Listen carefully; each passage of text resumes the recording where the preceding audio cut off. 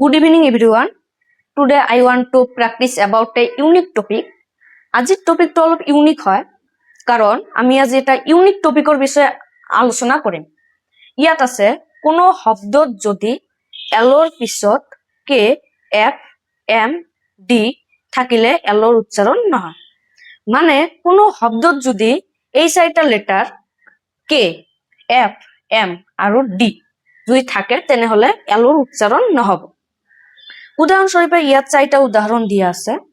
প্ৰথমটো হল would, WOULD, ইয়াত L আছে, এলৰ পিছত আছে ডি, সেইবাবে ইয়াৰ উচ্চাৰণ উড নহয়, হব উড।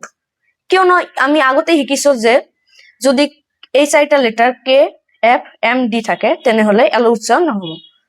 এই লেটাৰটো আছে সেইবাবে ইয়াত এলৰ উচ্চাৰণটো নহব, ইয়াৰ উচ্চাৰণ হব উড।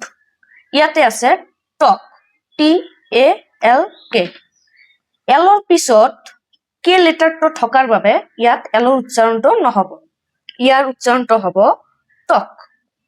ঠিক তেনেদৰে ইয়াতে আছে কাম, CALM, ইয়াত এলৰ পিছত এম থকাৰ বাবে ইয়াত এলৰ উচ্চাৰণটো নহব, ইয়াৰ প্ৰকৃত উচ্চাৰণটো হব কাম।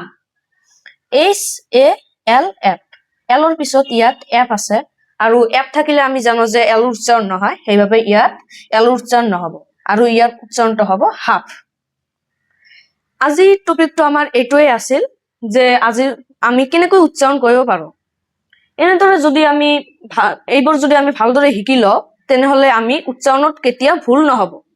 আৰু এই টপিকটো বৰ ইম্পৰ্টেণ্ট হয় কিয়নো উচ্চাৰণ কৰিব পাৰিলেহে ইংৰাজী আমি ভালদৰে ক'ব পাৰিম আৰু উচ্চাৰণে ভালদৰে কোৱাত সহায় কৰে। সেইবাবে ইয়াত আমি এইবোৰ ভালদৰে শিকা দৰকাৰ। আমাৰ টপিকটো আজি এই উচ্চাৰণৰ বিষয়ে আছিল। Thank you all of you. যদি ভাল লাগে তেনেহলে please inspire me. Good evening everyone. Today I want to practice about a unique topic. আজিৰ টপিকটো অলপ ইউনিক হয় কাৰণ আমি আজি এটা ইউনিক টপিকৰ বিষয়ে আলোচনা কৰিম। ইয়াত আছে কোনো শব্দত যদি এলৰ পিছত কে এফ এম ডি থাকিলে এলৰ উচ্চাৰণ নহয়। মানে কোনো শব্দত যদি এই চাৰিটা লেটাৰ কে এফ এম আৰু ডি যদি থাকে তেনেহলে এলৰ উচ্চাৰণ নহব। উদাহৰণস্বৰূপে ইয়াত চাৰিটা উদাহৰণ দিয়া আছে।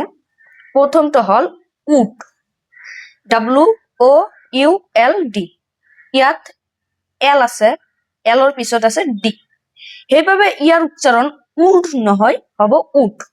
কিয়নো আমি আগতে শিকিছো যে যদি এই চাৰিটা letter K F M D থাকে তেনেহলে এলৰ উচ্চাৰণ নহব।